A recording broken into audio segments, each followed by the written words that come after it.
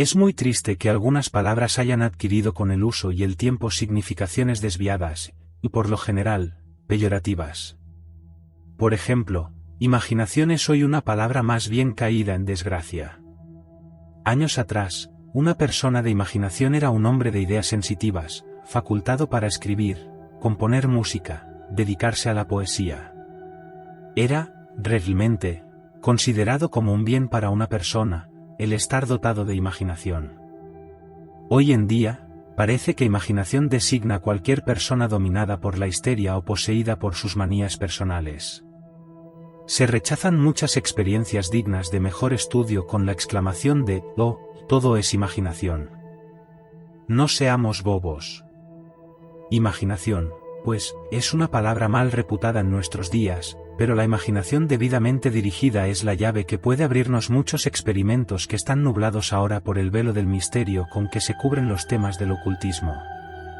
De vez en cuando conviene recordar que en todas las batallas entre la voluntad y la imaginación, esta última siempre resulta la vencedora. Las personas se enorgullecen del poder de su voluntad, de su valor personal indomable, al que nada le asusta. Aburren a quienes les escuchan, afirmando que el poder de su voluntad lo allana todo. La verdad es que, en estos, su voluntad no les permite llegar a ningún resultado mientras no se lo permita su imaginación. Toda esta gente que se alaba del poder de su voluntad están en la creencia hija de algún accidente, de que el poder de la voluntad les será muy útil en estos casos particulares. La verdad es que todo depende de su imaginación. Repetimos, y cualquier autoridad competente en la materia nos confirmará la dicho, que siempre la imaginación llevará las de ganar en la lucha contra la voluntad. No existe mayor poder que el de esta. ¿Duda el espectador, acaso, de que pueda querer hacer cosas cuando la imaginación se niega a practicarlas? Pongamos un ejemplo, planteemos un problema hipotético, ya que es así como en nuestros tiempos se consideran este tipo de cosas. Supongamos que tenemos ante nosotros una calle desierta de todo tráfico. No pasa nadie, no hay mirones, de forma que tenemos la calle para nosotros solos. Dibujemos, de un lado a otro, un pasaje de unos 3 palmos de anchura, si lo preferimos, de una acera a la de enfrente. Sin ninguna molestia por parte del tráfico ni de los mirones, no tendremos el menor inconveniente de pasar de un lado al otro, cruzando aquel pasillo. No os causará ningún aumento de vuestras inspiraciones y expiraciones, ni os originará ninguna palpitación cardíaca, será para vosotros una de las cosas más sencillas de hacer. ¿No es cierto? Andaréis por el pasillo pintado sin la menor sensación de temor porque sabéis que el suelo no se os hundirá a vuestro paso y que, salvando el caso de un terremoto o de que un edificio se derrumbe sobre vuestra cabeza, estáis completamente seguros y, si por una singular desgracia os caéis al suelo, no podrá seguirse ningún daño mayor, ya que no podéis caeros de más alto que vuestra estatura. Ahora, vamos a cambiar algo el cuadro. Estamos todavía en la misma calle, y tenemos que movernos desde un edificio que tiene cosa de 20 pisos. Tomaremos el ascensor y llegaremos al piso elevado de que se trate. Cuando habremos llegado, nos daremos cuenta que enfrente se halla otro edificio de 20 pisos perfectamente nivelados con los del edificio donde estamos. Si miramos abajo, a la calle, observaremos apenas la línea pintada que hicimos. Aquí ahora tendremos una tabla igual, tal vez más ancha que la zona pintada a nivel del suelo. Debemos tenderla a través de la calle, 20 pisos más arriba, y fijarla tan bien fijada que no pueda hacer ningún movimiento, examinar escrupulosamente que esté bien segura y que nada podrá estorbar la seguridad de nuestro paso. Disponemos de la misma anchura que al nivel del suelo. Podemos caminar sobre esta plancha, fijada a la altura de 20 pisos sobre el suelo, y llegar, al otro lado de la calle, al tejado del otro edificio. Si la imaginación lo juzga posible, entonces podréis, sin grandes esfuerzos por vuestra parte.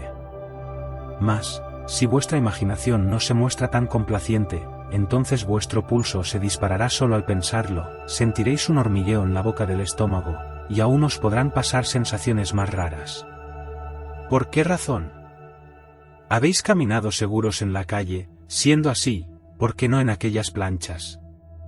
La respuesta es que vuestra imaginación se ha disparado, os dice que estáis en peligro, que si resbaláis o vaciláis caeréis por el borde de la plancha y os precipitaréis 20 pisos a una muerte segura.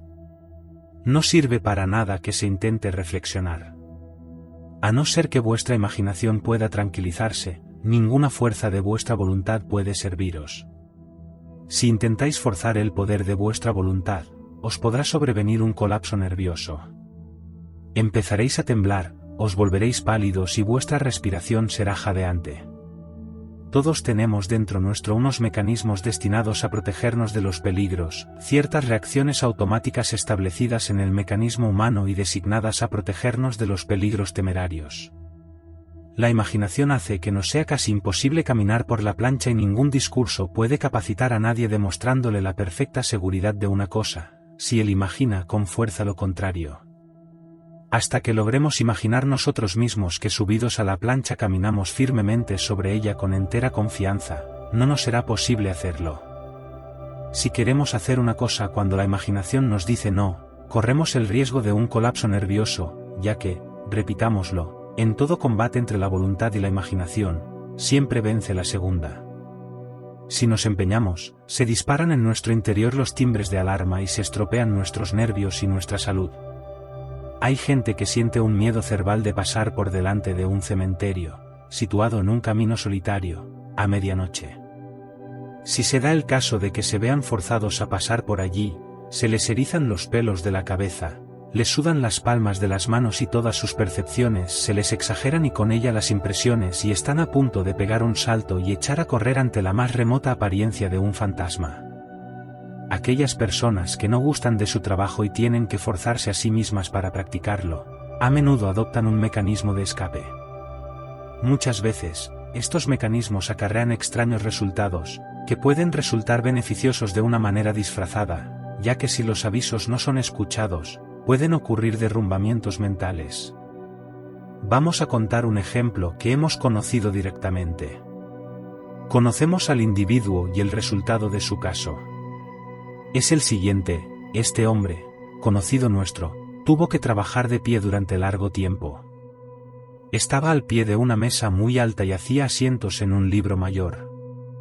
Su trabajo le exigía permanecer de pie. Era competente en su trabajo, y manejaba bien sus cifras, pero le había entrado una fobia, sentía un miedo atroz de que algún día pudiese cometer alguna equivocación en sus asientos y provocar que se le acusase de haber querido defraudar alguna suma a sus principales. En realidad, el hombre era dolorosamente honrado, era de la rara especie de individuos que llevan la honradez a extremos angustiosos, que jamás se llevarían ni un estuche de cerillas de papel de un hotel, ni un periódico abandonado en el asiento de un autobús. Pero, de todas formas, estaba asustado, temiendo que sus patronos no supiesen nada de su honradez, y esto le hacía sentir una gran inquietud en su trabajo. Durante muchos años prosiguió su trabajo, sintiéndose cada vez más desdichado y lleno de preocupaciones.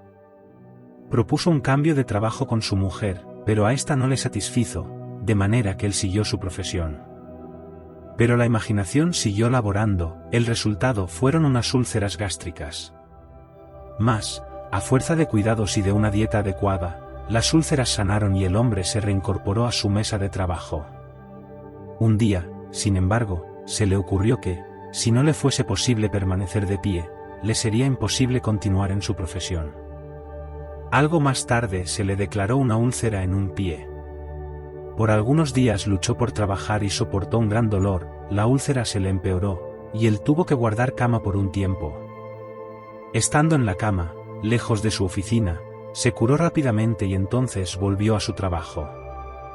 Durante todo el tiempo, entonces su mentalidad subconsciente le estuvo atormentando.